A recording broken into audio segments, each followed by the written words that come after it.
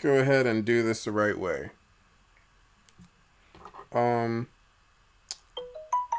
Is it playing? So hi guys, I'm currently setting up. So forgive me if this seems like I'm taking a little minute, because I am. Gotta make sure stuff works. And then we can get started. Today what I'm doing is I'm gonna be drawing snakes. Or a couple of them. If this program wants to work. Because right now it doesn't. It says that I'm offline or something. Okay.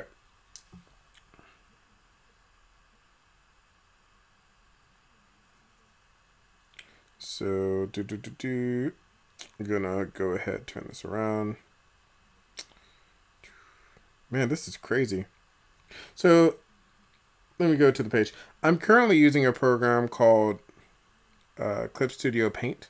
It's not Photoshop, but it has basically a lot of the components that you would want from a Photoshop program.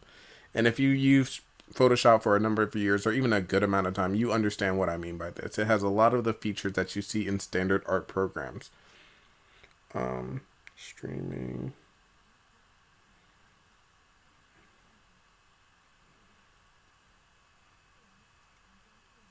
But I don't think I actually have a Twitch URL to share this this stream with. That's kind of bad.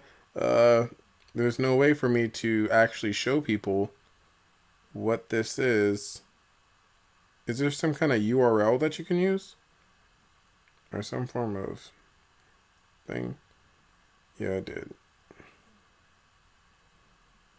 Okay, let's see if this is illegal.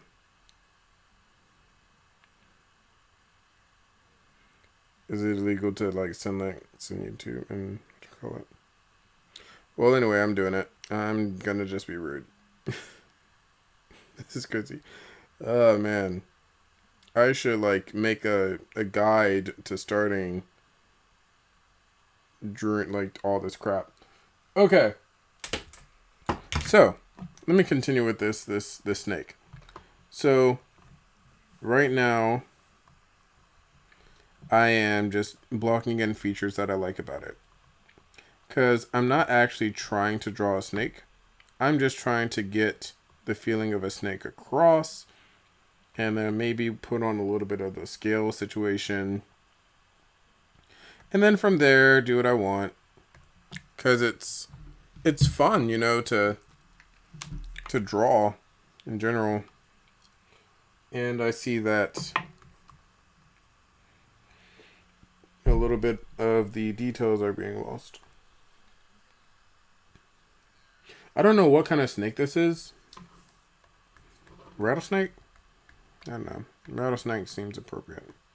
So I'm going to have this tail be in front of the other tail. Even though I'm dreading making the scales in general. I'm sure Photoshop has like a pattern option.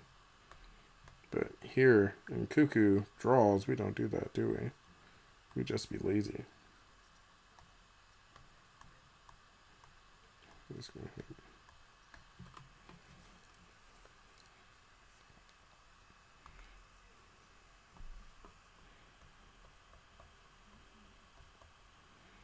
So let's see where I'm going to have the light hit. If there's light that's really, really dark right under his chin, that means it's going down. But is it going down in this way? This one, I'm going to have the light source be like that. So the darkest part is going to be right here.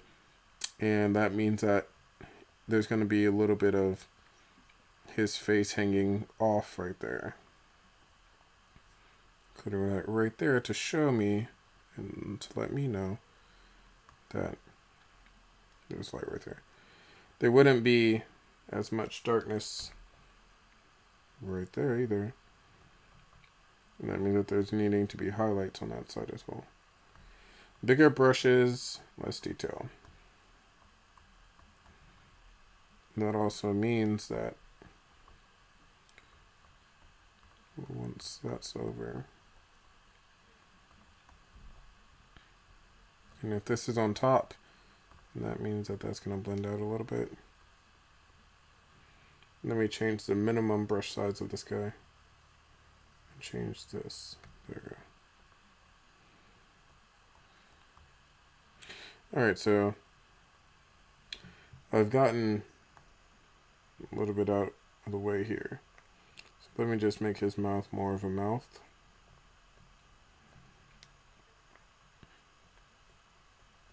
And I'm not trying to copy the reference completely. I'm just trying to do a snake image. And I'm going to have him probably look at the person versus looking at, you know, any wham sham bingo bam. So need a little bit of dark, because that ridge is being hit by this lovely light right here, and then it goes back into being a ridge that's probably going to be hit by light.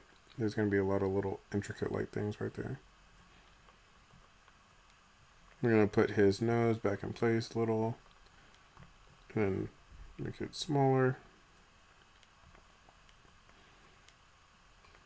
You know what? I'm going to humanize this snake a little bit. You know how we dehumanize people by putting elements of snakes? I mean, elements of snake, elements of animals. I'm going to do a little bit of something to make it so that he's obviously not just a snake, quote unquote. So let me go ahead and make him actually smile. Like he's gonna, that's what he's gonna do. And take out all this little scraggy painting BS.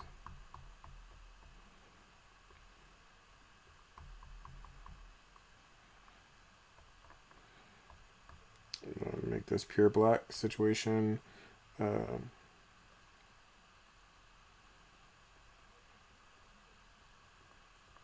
Put that in. Put that little black in.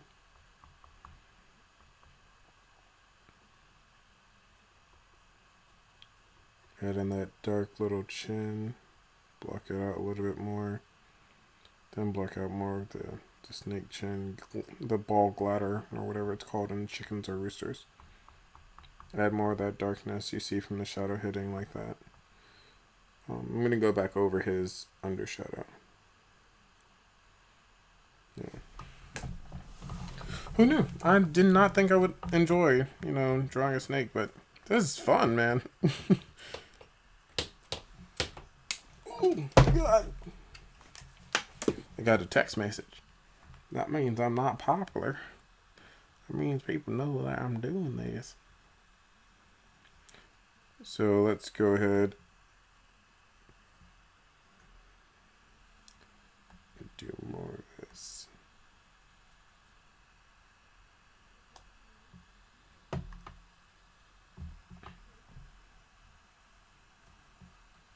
And it's so funny when you see people liking your stuff.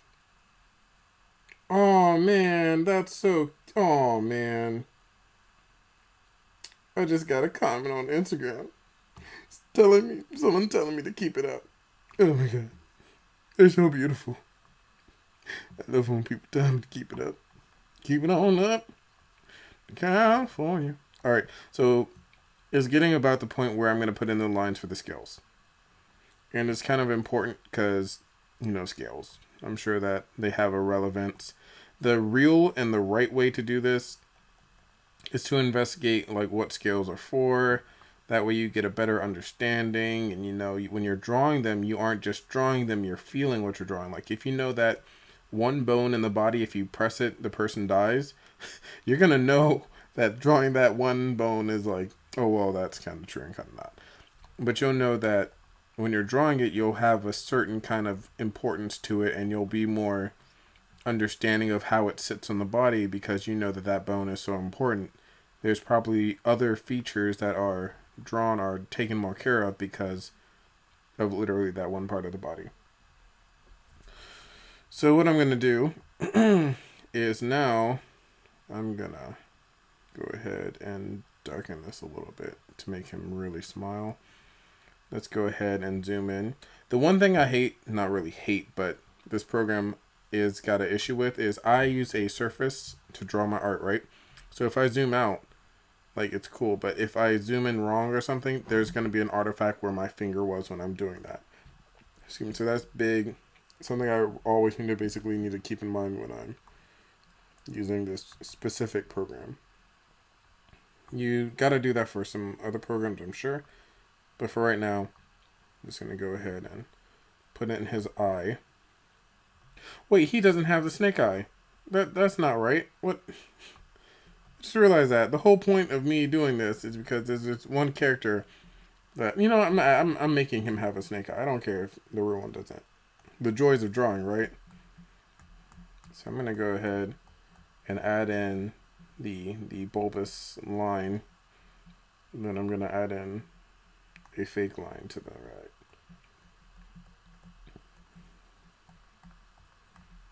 And then gonna take some of the eyeball color that's not the actual line, go back over it so that there's still a little bit of texture, but not anything too pronounced. Then go back over with the shadow, then really encompass where it starts and stops. Then I'm gonna zoom the heck out. There we go. So now it has a little bit of the thing I wanted. Alright, so now let's just go ahead and start adding in some blocks of the lines of where the scales and like general locations go. So I'm going to add in this ridge, then add in this little ridge right here, making it, because right now I'm at a high, not really high, it's 50%, but it's still enough to be very noticeable. The thing I realize right now is that the nose needs to be halfway where the eye is. Isn't that neat? Learning. But my snake is more turned towards like this area. It's turned like that. So would that affect it? Not really. It probably still should be like up here rather than down there. So that's what I'm going to do. Take that paint, go back over it a little bit more. And then I'm going to go ahead and take that black and put in the detail lines like I just said. Is this black? This doesn't feel like the black is black. There we go.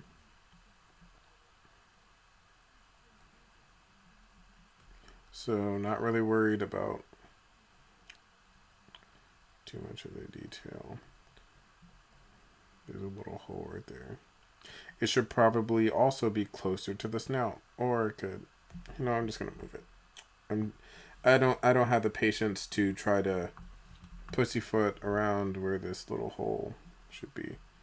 So I'm gonna go ahead and transform it, and then move it over a little bit deeper. Then call it a day. Go back to the other tool that I was just using, the painter tool, and then make it fit in. So, ooh.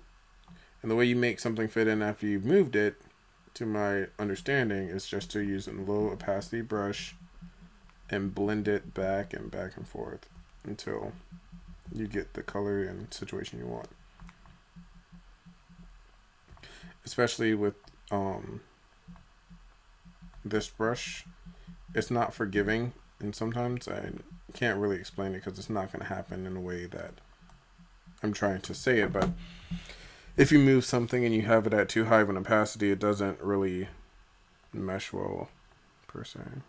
Alright, so I'm going to go back to adding in the detail lines. The highlights and stuff can all come in a little bit later, but there's one right there. Goes in. It's a little. I forgot to put out the opacity. It's like, why the heck is this not doing what I want? His nose is too big again.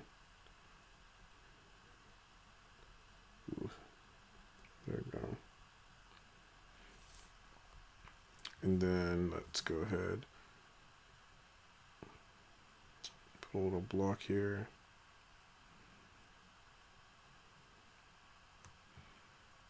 I don't have to do all the lines because, art. But I do want to do a number of identifiable crevices that I think might actually be important. Like the crevice, the lines right here are implying that there's a ridge right above, like this ridge. I want to make sure I get that with using the lines that I'm drawing currently. And then this line is like the eye bulge. And even if I don't do all, see, that was really thick. Great way to make things digital is go too thick, too quick. That should be on a t-shirt. If that's still too thick, I need to work with a very small brush. Let's go with the 50. So, I'm just going to try to speed through this. With this ridge, there's like a little pocket. Then it goes up to the rest of the head, like a little armor cell. And then this little ridge brackets off. Make it back off like that.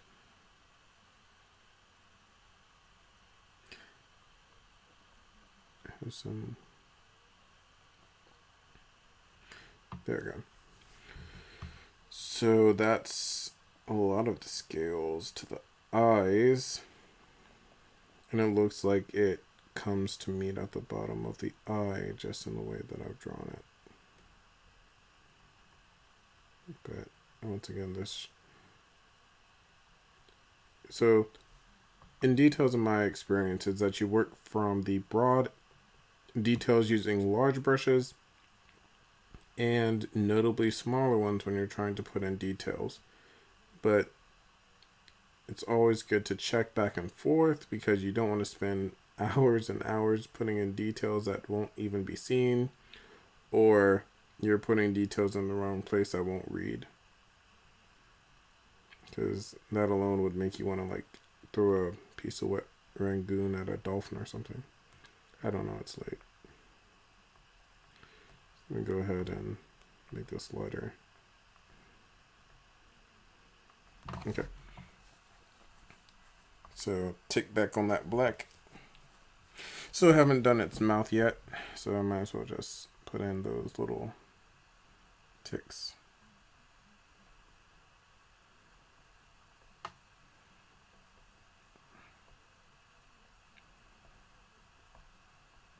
And it's funny because I've never drawn a snake before, but they seem pretty cool.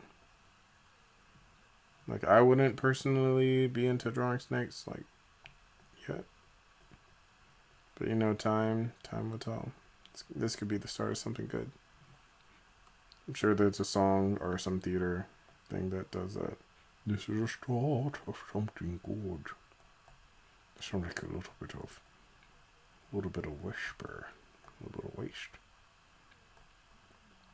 Put a little English on that.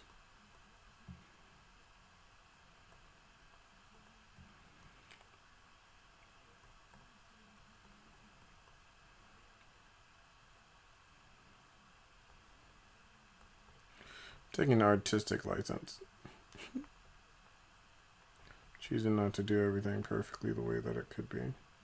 Or following the reference like down to the wetter layer.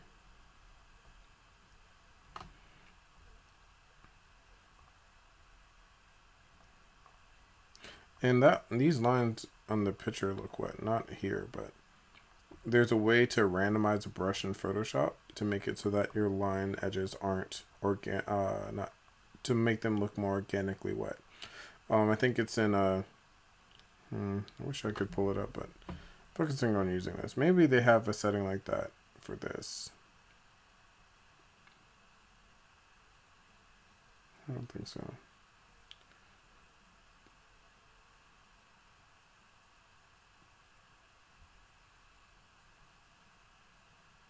Oh, I see what I did. So with this, I was trying to just put in some lines, you know, just to give an idea of scales. But then I ignored the fact that this line that it's coming off of is actually meant to go even farther out. So to fix that, I'm going to add in another line that goes from the bottom all the way down here. Then make the little lip for the head.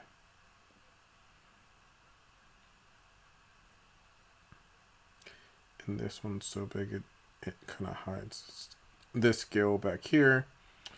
Okay, darken the line, darken it, darken it.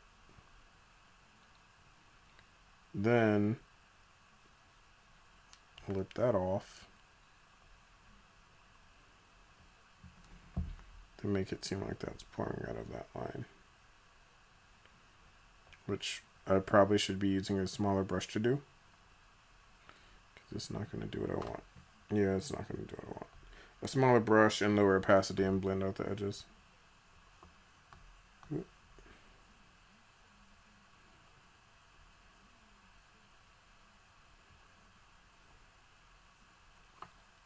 Okay, so then let's keep going with this train of thought. Kind of put a little bit of scraggle right there.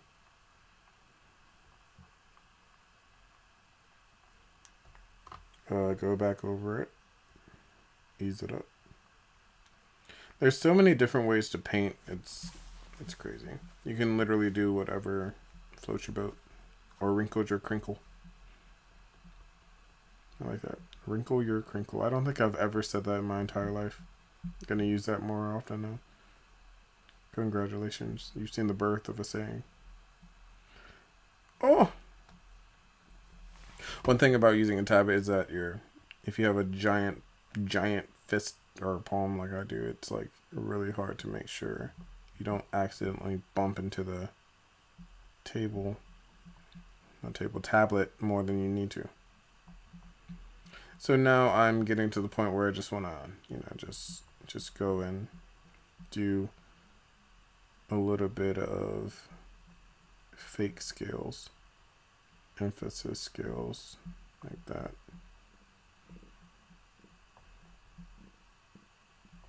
It's my stomach. I'm hungry.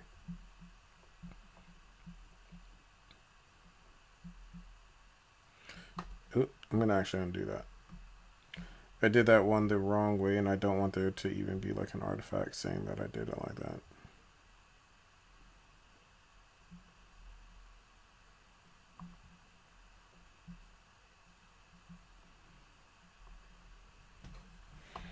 Okay, so now that I've done that, I don't want to do these bottom legs. There's always a cheat. There's always an artistic cheat to do like a lot of patterns at once. Like you could just do that line over and over and over until like you get to the point where you think that you've randomized it enough. But there's always a cheat to do it. I just don't feel like figuring it out for the bottom row of scales for these his body, what he's lying on. So I'm literally just doing sharp little C's and calling that what I'm doing there for that. You could also go back over it and make sure like it blends well in the way that you want. And the farther away, the less detail you have to do. So like if I really wanted to be petty, I could do like that. And then as it comes up, I'm more pronounced. And then as it's right there, actually care. And it gives like a same feeling of like you're getting closer to the action. And it also saves you a little bit of your sanity too when you don't have to do thousands of scales for no reason. But yeah, it's coming out decently enough. I think now what I would do is just go back over edges and make sure that there's no sharp lines, because in real life there's little net lines that happen in existence that aren't like wavy. Like all the lines you see here aren't like perfect lines, or just lines that are organically created from shadows being crafted on space. And so go ahead and add in a little bit more of the darkest dark. Now I'm just going to take some artistic integrity, go to the darkest black, go to an opacity that's kind of low. I'm going to make sure that I have the brush settings so that it doesn't kick in until the very end. And then I'm going to just darken in some areas, aka making it so that the lines aren't all straight and perfect, giving you a little bit of variance. Because I don't think I actually use true black here at all.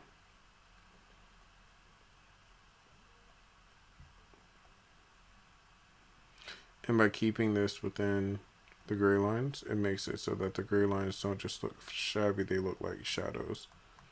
Except for that one. Then gonna keep going back over them. And because I have it at the brush setting that I do, I have more of a control where the line is when I'm painting this. Like I know how big the brush's ink is letting out.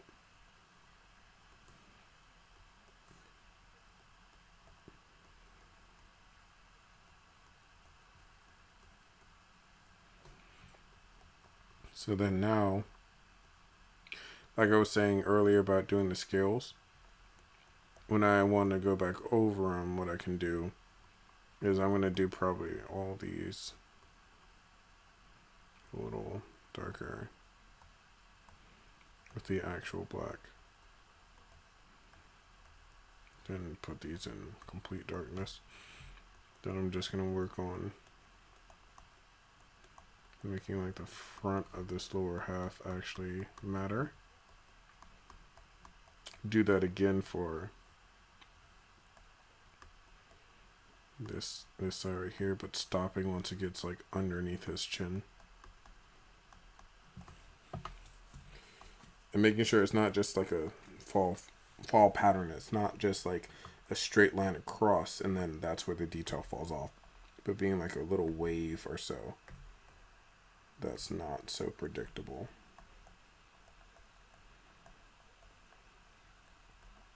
But enough to where you understand, like, there's a point where his scales are being more scaly and less background noise.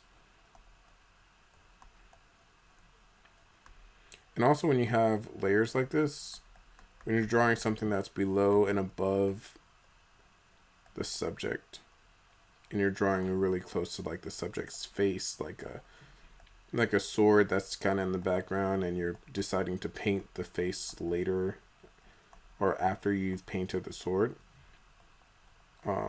When you're painting the thing underneath, make sure you aren't like drawing onto the subject by accident. Because that happens. I probably did this for this, but like this little area right here probably wasn't meant to be. And then I'm going to just edge up, add a little bit more shadow here. Just to really give the idea that it's meant to be like it was meant to be like that. Put in a little bit more drop shadow right here. Make this seem like it's connected. Put in a little bit of lines. I was like, what the heck? It doesn't have anything right here. After doing so many scales, I'm like, ooh. Yeah, let's just go ahead and I think I put the opacity down. Yeah, you can tell when you're working with low opacity versus high opacity because it takes a lot longer to lay down things, but it looks a lot smoother and blended if you do low opacity. Okay, so that is the snake. Yeah, and that took like what 30 minutes, I guess, when I actually focused and did it. Nothing really too crazy. No color. I prefer not to work with color at first. Like my brain works very strangely, and I don't like worrying about more things that I don't need to worry about until I actually have to. So right now you see like even with just black and white values, it's a snake. Um, but yeah, you see like there it is. It's being cleaned up right now, so that you can bask in its glory and just easing over the edges, just so that there's no harsh edge.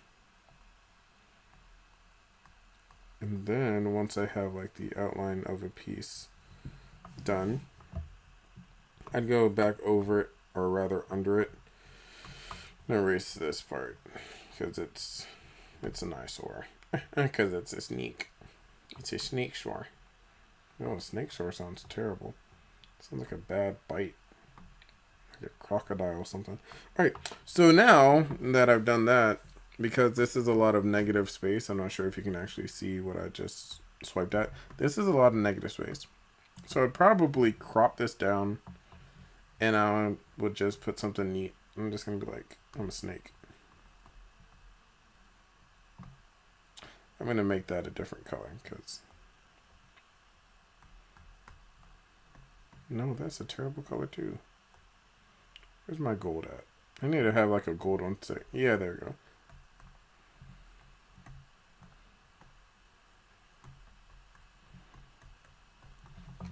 There we go. So I hope you enjoyed this this live stream. I'm gonna put a little heart there. Then I'm gonna put a little diamond right here. No one's gonna understand what that meant, but this little eye. Man, I'm distracted.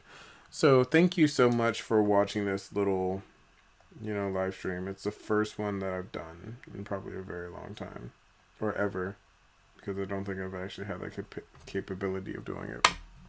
But this has been Kuku Amoy. I'll probably be on tomorrow drawing very late at night. So tune in, follow me on Instagram, Twitter, all that good stuff. Just look up Kuku Amoy, and I'm pretty sure you'll find me. On Instagram, I'm Kuku_designs, and I think I'll probably be coloring this in probably tomorrow morning. But thank you so much for watching if you've watched it, and yeah, bye. Bye.